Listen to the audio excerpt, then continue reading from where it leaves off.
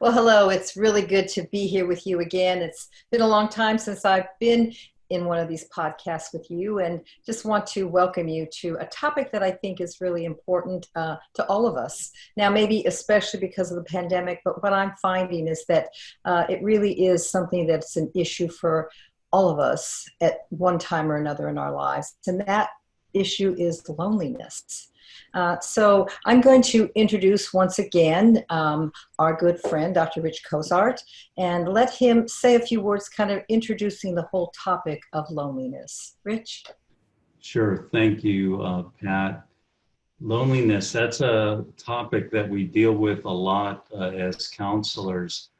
And as I reflect on that, I think of the Christian worldview, first of all, and I realize that God Himself, in terms of the Holy Trinity, is in relationship. I think we can argue that our view of God is fundamentally one in which we seek to avoid loneliness and to provide a relationship for people. And this is seen in the very essence of God as Father, Son, and Holy Spirit.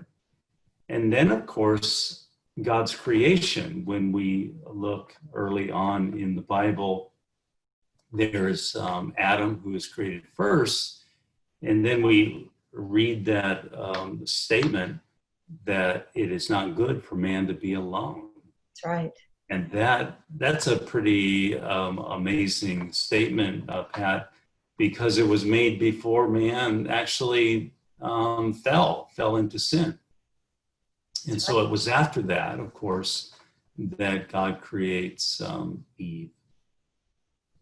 So man fundamentally needs to be in relationship with others. And so we want to talk about today what happens when there's a breakdown in relationship, and what can we do to address loneliness. It occurs at all different levels, at different points of development as human beings, children, teenagers, young adults, middle age, older adults, depending on their situation, whether in family or society, experiences it, and in some instances would suffer different aspects of mental illness because of loneliness. So we're going to talk about a specific situation here.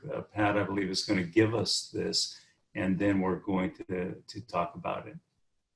Yes, and Rich, as I mentioned to you earlier today, we run into this a lot in our counseling ministry here, and I've been paying particular attention to it because it seems to be something that is somewhat connected to our current situation with the pandemic and the lockdown. And so the first case I want to talk about is a 20-year-old man. Now, he lives with a couple of friends, male friends of his, in an apartment, and he's in college and he has a job. But what he said to me was this. I'm going to just read what he said. He said, "I've really struggled with this lockdown situation and not being able to connect with people in a more natural way. It makes me feel lonely and isolated that there's so many restrictions on how we can interact with one another." So he wants to know, what does loneliness do to a person, and should he be concerned? He's really feeling that he's struggling with loneliness. Sure. And so the first thing we want to say to a person like that is, this is normal. Mm-hmm. All right. So we want to be careful that we don't enter into some sort of self-shame to say something like, okay, what's wrong with me? I've got some sort of problem here because I'm feeling this way. So we want to be careful not to introduce any kind of false guilt or condemnation.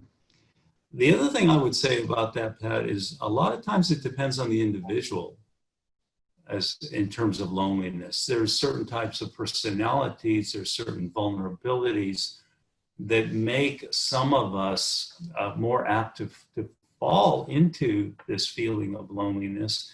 and to suffer different ramifications from it.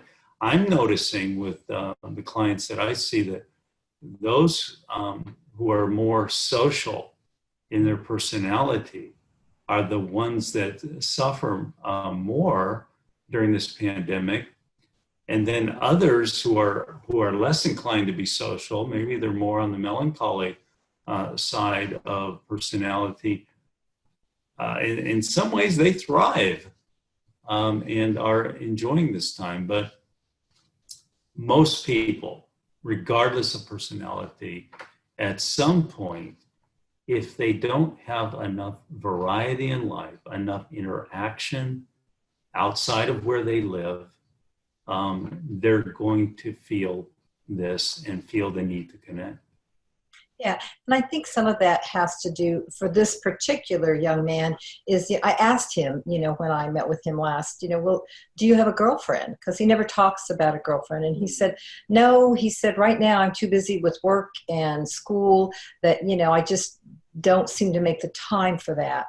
And so, my question to him was, is that some of what's going on, that you're not carving out time to be seeking company with others, and I know that he doesn't, he likes his roommates, they're friends, but they're not really socially engaged either, because those young men are also in school and working and, just kind of trying to make their way in life. So yeah, I think it really does make a difference, what your circumstances are and what your personality type is. And this is a young man who's just sort of made a decision. He's going to just buckle down and study right now and get through school and get a good job and have a good life. So yeah, I really see what you mean by that. The next one is an older gentleman. He's in his late 70s, and his wife passed away, sadly, probably about 4 months ago. And he says, I'm an older adult and a recent widower. I have recently become concerned about being alone. His kids are grown, out of the house, actually live in another state. And he says, because of my advanced age, I don't have any plans to remarry. And besides, it probably would be too soon because my wife died just a few months ago. Is what I'm feeling simply loneliness, or is there something else going on with me?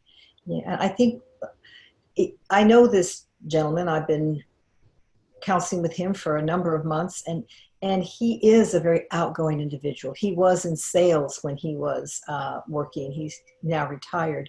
And yeah, and I think he really does feel that sense of isolation. And he said, what he said to me is, this isn't really my personality. I'm usually out there, mingling with people and kind of the life of the party. Well, a little bit of the light in his life has gone out. He's a widower, and his wife did die rather unexpectedly. And so, yeah, what would you say to that? What tools could you give this older gentleman to help him understand what's going on with him? Well, first, of course, he set up his life around his wife, which we all do if we're married, around our families. And these are well-established structures that we place around ourselves for our support. And so when these have been fundamentally changed, it's quite a jolt, to say the least, plus a bereavement period.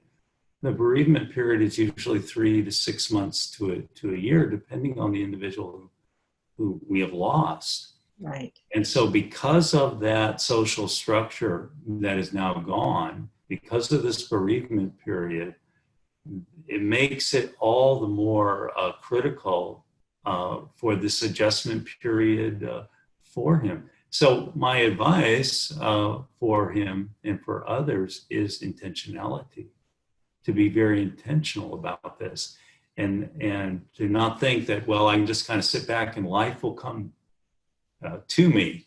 I'll be able to sort of naturally adjust and get back into a new flow of life. I don't think it's that easy, especially with someone who's at that stage of life.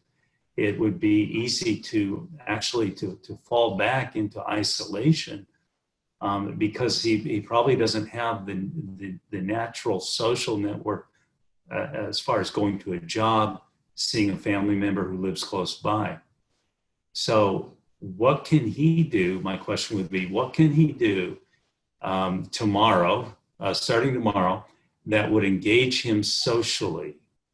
All right. And of course, there's lots of different social entities, which might be, of course, church, club, certain types of organizations, certain types of sporting events, for him, like golfing or a fitness center or yoga or something like this, neighbors, friends that he feels comfortable and safe with, to say, I've got to get out of where I live, my house, my apartment, whatever it is, and intentionally engage and begin to form a new social network. I think you're exactly right, and those are some of the things that he and I have talked about. I think his hesitation is that, and he told me, he said, I guess I could ask my friends, but before it was always the wife who kind of arranged our social life. And as you said, their lives were so wrapped up together, and now that part of his life is gone. And yeah, he said, I just don't know how to approach people. And I think there's probably a part of him that, as he relates to me, that is maybe a little afraid of rejection. That what if they say no? They're all couples. They have another person. I don't have another person in my life right now. And yeah, and he is still going through a grieving process, which I think really does feel lonely, because we do grieve alone. And I did explain that to him. I talked to him about the 5 stages of grief, and I think he's at that place right now of depression, which is one of the final stages of grief. And so, yeah, that's really good advice. And, I think for anyone out there who's struggling, and we're all kind of struggling right now because, somebody said to me recently, this is not the way that God intended us to connect with one another. And I absolutely agree with that. Not touching each other or wearing a mask when we go out. That is a burden to all of us. And you can't really read nonverbals in a person's face when half their face is covered with a mask. And so it does make it a little bit different to relate. And I think we do feel somewhat isolated, even though some of those isolation issues are kind of opening up a little bit for us. Restaurants are opening. Some gyms are opening up with certain restrictions, and even churches now are beginning to do in-person worship as it's permitted with social distancing. But yeah, it is an odd time, and we are living in some kind of unnatural situations where I think, loneliness is one of those things that, we're all subject to that, given our age and stage in life, given our circumstances of what's going on around us. So yeah, thank you so much for this time. And, those of you out there who may be struggling with anything in your life right now, emotional issues or spiritual issues, all of our contact information is always printed here on this podcast. So please contact us and let us know if we can help, because we are here ready and able to help. Rich, do you have any closing parting words for our audience today?